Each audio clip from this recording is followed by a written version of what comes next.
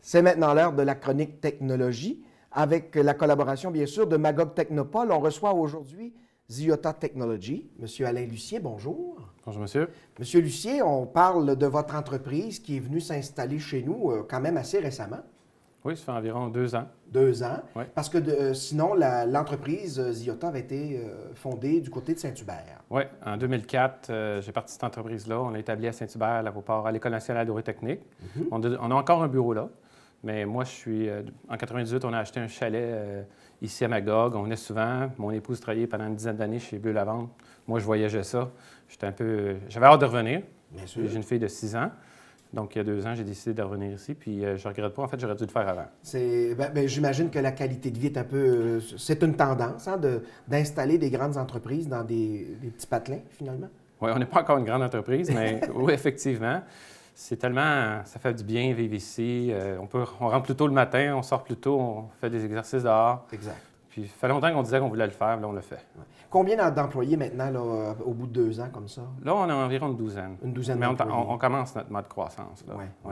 Ouais. Tout ça grâce à un produit un peu particulier, le multimètre. Et je vous avoue que comme je n'ai pas fait de grandes études en technologie, je suis allé voir un peu et je suis tombé sur l'appareil dont le réparateur de four ou de frigidaire utilise pour voir si le contact passe avec le fil noir et le fil rouge. Oui, un test de continuité. Test de continuité. Ouais. Alors, vous avez inventé une plateforme un peu plus différente là, pour pouvoir travailler sur des appareils d'aviation, finalement. Oui, en fait, l'idée est arrivée il y a une quinzaine d'années quand mon avion a viré dans l'eau au lac Mefremagog.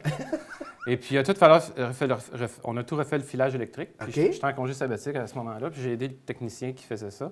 Puis là, j'ai dit, mais il n'y a pas de machine pour tester les câbles. Tu sais, le frigidaire, c'est pas très grand, mais non. quand il faut les faire... câbles à booster, ben c'est pas si long non plus. Oui, mais quand il faut... Sur des avions, des fois, c'est 100 pieds, 200 pieds. Oui. Sur des navires, 500 pieds. Oui. Tu peux pas rejoindre les deux bouts. Fait que mon idée, c'est on va faire un multimètre intelligent. Donc, les gens disent, qu'est-ce que tu veux dire? Bien, on va mettre une unité à chaque bout du fil, donc un peu comme celui-là. Et puis, en mettant une unité à chaque bout, bien là, on peut se mettre à des grandes distances. Puis aller chercher nos données comme ça, Ouais, de cette puis avec façon. une tablette, on crée un réseau Wi-Fi, et puis on donne les directives. Toi, envoie un signal, et toi, mesure, et ensuite, on permute les activités. On peut déplacer selon l'endroit sur l'avion ou sur le grand véhicule, en tout cas. Oui, c'est ça. Mais là, ça prend des câbles d'interface pour pouvoir se brancher sur le véhicule. Puis là, bien, il y en a toutes sortes.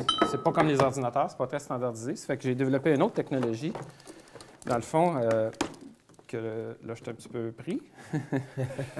Une technologie qui permet de faire des petits câbles d'interface avec des puces électroniques. D'accord. Un peu comme le ratchet socket. Oui. Et ça a changé toute la dynamique. Dans le fond, ça ne prend pas de temps à faire ces câbles-là, ça ne prend pas beaucoup de place. Et puis là, bien, on peut faire une diversité de choses. Je voyais qu'on parle d'aérospatial, mais je veux dire, ça pourrait s'appliquer pour un navire, ça pourrait s'appliquer pour des autobus. Fait que c'est ça. Au début, on voulait attaquer les fabricants d'avions, mais ils étaient déjà quand même assez équipés. Fait qu'on est vraiment allé voir les lignes aériennes. Comme Jazz ou Delta, Oui, Jazz, Delta, Air Canada, FedEx, United, American. On parle toutes de ces compagnies-là en ce moment. Plein sont clients. Et là, eux autres utilisaient le multimètre. Puis avec le multimètre, tu peux pas prendre des mesures. Tu peux prendre des mesures, mais il faut que tu triches le système. Avec l'unité, tu as vraiment une mesure franche, mais aussi, ça fait toutes les combinaisons possibles. C'est tout automatisé. Ça capture l'information dans un fichier. Tu peux mettre ça, on dépose ça sur des clouds. C'est analysé par des ingénieurs. On fait de la prévention. Donc, en nuage protégé, il n'y a personne qui a accès à ça. C'est vraiment juste les utilisateurs. C'est ça. Ça fait qu'on crée 2 types de réseaux. Un réseau pour contrôler nos unités de test, puis on a signé une entente avec AT&T, c'est nous autres qui met les cartes. Oui.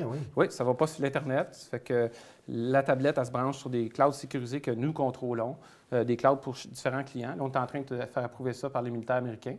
Fait que là, est-ce qu'on pourrait frapper le milieu de la défense avec ça, comme clientèle? Fait, notre plus grosse... On a un marché qui est réparti en 3 marchés en ce moment. Les fabricants d'avions, Bell Hélicoptère, Bombardier, Boeing. Les opérateurs d'avions, donc les lignes aériennes.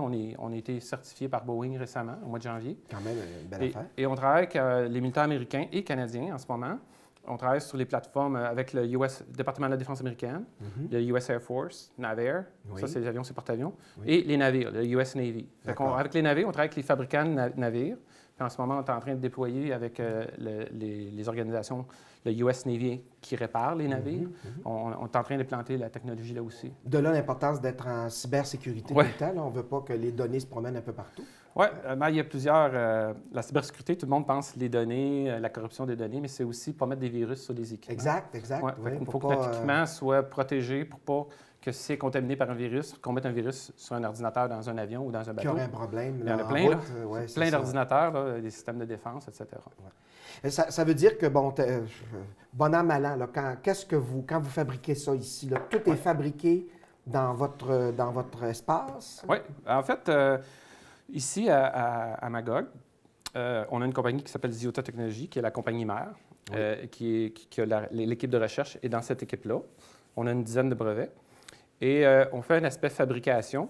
En fait, c'est toutes nous autres qui avons tout designé, les softwares qui sont ces tablettes, les softwares, les applications web, les cartes électroniques. Et une fois qu'ils sont fabriqués, les premiers, on donne de la sous-traitance. D'accord. Mais modulaire. Et de la formation un peu, j'imagine aussi. Non, je parle pour la fabrication. Pour la fabrication. Fait qu'on a des gens qui fabriquent des composantes, qui assemblent. Ça arrive chez nous, ici à Magog, préassemblé. Nous, on fait l'assemblage final, la calibration, la mise en service. Donc, vous avez des gens qui ont des compétences en informatique, en électricité, j'imagine, aussi, tout ça? En avionique. En avionique, oui. C'est ça. Ça prend plusieurs métiers pour finalement réussir à faire ces boîtes. C'est vraiment penser à un téléphone intelligent, tout ce que ça peut faire, là. On nous compare au téléphone intelligent. D'accord. C'est de l'information en temps réel, des connexions réseau, de la sécurité. Là, on est en train de développer une autre application où est-ce qu'on fabrique les câbles. Fait qu'on va avoir des lunettes. Puis quand on va toucher au fil, le câble est branché à l'unité. Le câble qu'on fabrique est branché avec l'unité de test et avec la tablette. Puis quand on touche au fil, dans les lunettes, ça va prendre une photo, puis ça va superimposer et dire où il faut le mettre. On est même dans la réalité augmentée. En vraie réalité augmentée. Donc, moi, je comprends que votre terrain de jeu, de vente, là, actuellement, c'est le monde. Oui, vous pourriez conquérir le monde avec ça? Oui, on essaie. Il va arriver quoi si ça se passe? Dans le fond, on augmente la productivité, on augmente aussi la compétitivité. En ce moment, je dirais les lignes aériennes, c'est des avions qui sont validés et inspectés rigoureusement. Oui.